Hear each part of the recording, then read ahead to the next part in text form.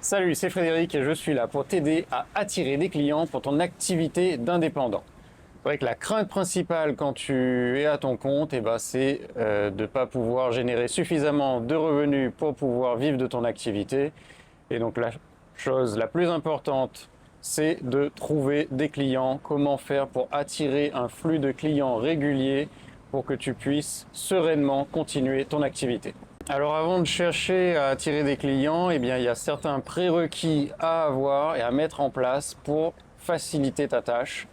La première chose, c'est de trouver un problème que tu veux résoudre. Quelle est la problématique que tes clients ont et que toi, tu vas pouvoir résoudre avec la solution que tu as, que ce soit un produit ou le service que tu vends.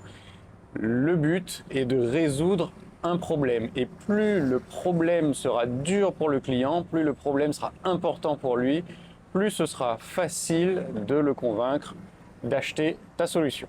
Le piège récurrent quand tu viens du salariat, c'est de vouloir te vendre tes compétences, alors que ce que veut ton client quand tu es prestataire, il veut une solution à son problème. Et donc ça sert à rien de dire j'ai cette compétence, j'ai cette certification. Non, c'est quel est le problème que je sais résoudre et voilà comment je vais m'y prendre pour que dans ta situation, ton problème soit résolu. Par exemple, si tu fais de l'informatique, le piège classique, c'est de dire moi je fais des sites web, est-ce que vous avez besoin d'un site web? Non, ça c'est quand tu essayes de vendre tes compétences.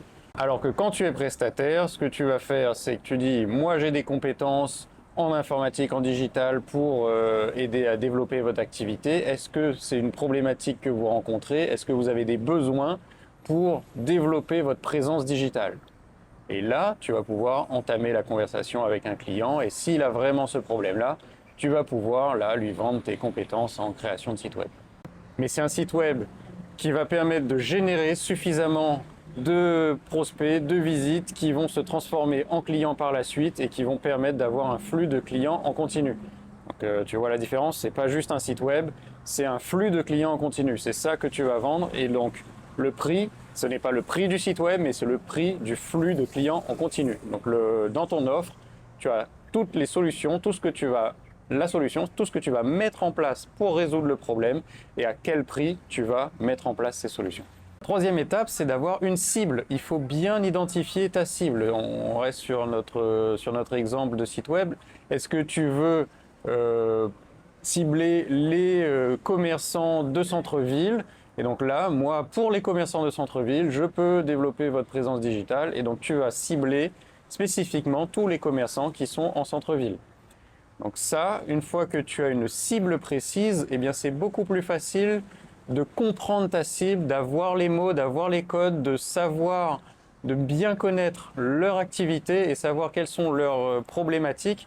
Et donc à chaque fois que tu vas les rencontrer, tu vas pouvoir emmagasiner toutes ces informations et sur les prochains clients, il va se rendre compte effectivement que tu es un expert de sa situation parce que tu as parlé à des gens comme lui.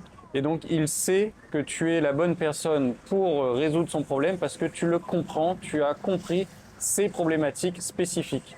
Et donc, c'est très important d'avoir une cible, de déterminer une cible bien précise que tu vas savoir trouver dans tes contacts ou aller les trouver là où ils sont pour pouvoir les adresser et leur apporter la solution que toi, tu veux mettre en place et donc leur proposer ton offre.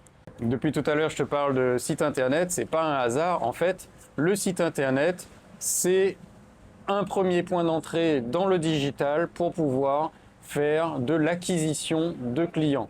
Et donc, ton site, le but, c'est qu'il soit optimisé pour la conversion de tes prospects en clients. En fait, la personne qui va arriver sur ton site, elle n'arrive pas sur ton site par hasard. Elle a fait une recherche ou bien elle t'a rencontré et elle a envie de creuser un peu plus pour savoir ce que tu peux faire pour elle. Et donc là, elle va venir sur ton site. Et donc le site, c'est la suite de l'histoire. Une fois que la personne elle est arrivée, c'est là où tu vas lui montrer en fait le cheminement.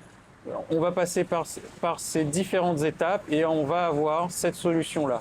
Et à la fin, du coup, la personne doit avoir envie de prendre contact avec toi, d'acheter ton offre et de contractualiser avec toi. Donc vraiment, tu dois optimiser le site pour la conversion des gens qui ont entendu parler de toi pour en faire des clients.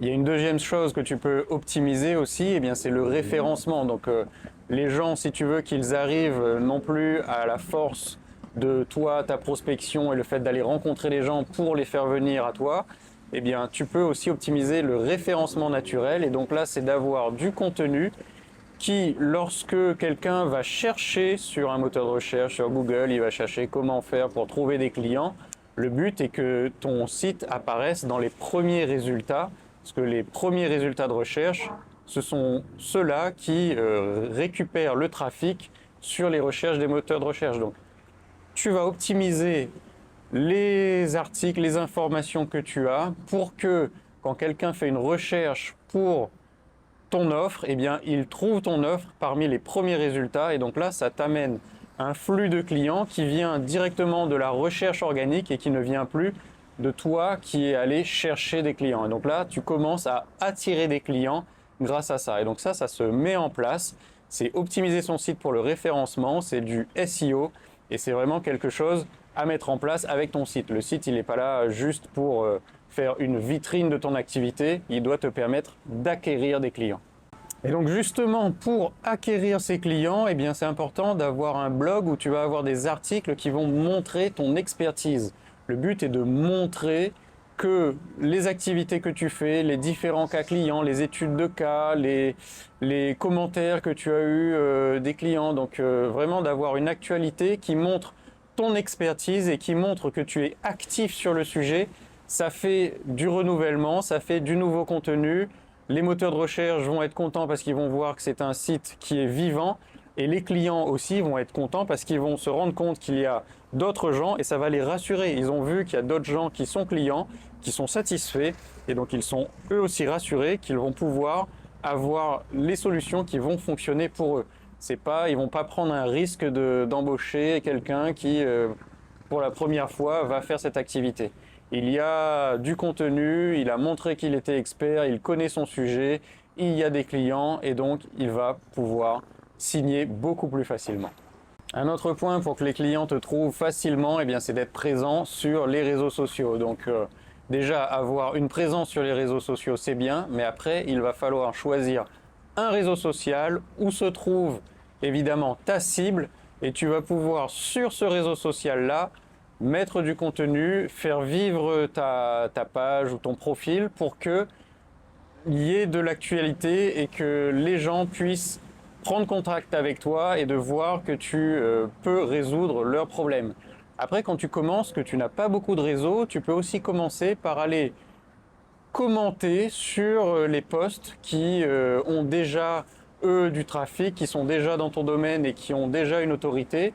Tu peux aller mettre des commentaires sur leurs publications pour justement essayer d'avoir de la visibilité au travers de ces gens qui, eux, en ont déjà.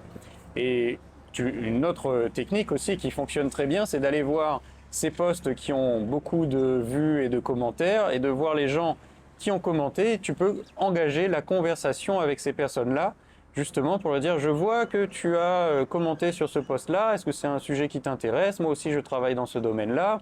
Est-ce que c'est une problématique que tu rencontres? Est-ce que tu as besoin d'aide? Est-ce que tu voudrais échanger sur cette situation-là » Et donc ça te permet de prendre contact avec des gens qui ont déjà montré un intérêt sur la problématique que tu adresses et ça te permet d'avoir plus facilement des contacts et d'agrandir ton réseau avec des gens qui sont dans ta cible et qui ont ta problématique. Je voudrais revenir sur un point, c'est d'obtenir les avis clients. Ça, c'est très important. Si tu as déjà mis en place ta solution et ça a fonctionné, que tu as des clients satisfaits, c'est hyper important d'avoir le témoignage de ces clients-là qui vont tu vas pouvoir mettre ça, une petite vidéo rapide ou du texte, mais l'idéal c'est vraiment une vidéo maintenant pour s'assurer que voilà, c'est bien quelqu'un de réel qui fait un commentaire et pas des commentaires qui ont été achetés en Inde. Donc tu as un client qui est satisfait, qui fait une petite vidéo pour dire oui, grâce à la solution que un tel m'a apporté, eh bien mon problème a été résolu, j'ai augmenté mon chiffre d'affaires. Ça va rassurer tes prochains clients, ça montre ton expertise Et comme je le disais tout à l'heure, ça fait que ton site il est vivant et ça met de l'humain dans ton activité. Et donc quand tu es indépendant, c'est ça qui est important. Les gens en fait, ils ont envie d'être en contact avec toi et de voir qu'il y a d'autres gens comme eux qui ont travaillé avec toi et qui sont satisfaits. Donc c'est vraiment un moyen de les rassurer et ça te permet de faciliter l'acquisition de clients. Donc tu vois, il y a pas mal de choses à mettre en place. Si tu veux qu'on t'accompagne chez Attirer des clients, eh bien on fait ça pour les indépendants, les freelances, tous ceux qui sont à leur compte. Alors si ça t'intéresse, n'hésite pas, le lien est dans la description. Tu peux aller sur notre site, tu peux prendre rendez-vous, on fait une visio d'une demi-heure pour exposer tes problématiques et voir comment on pourrait y répondre. Et évidemment, si cette vidéo t'a plu, eh bien, tu mets un like, tu t'abonnes. On va continuer du contenu sur cette thématique-là, comment attirer des clients. Et j'espère te retrouver dans la prochaine vidéo.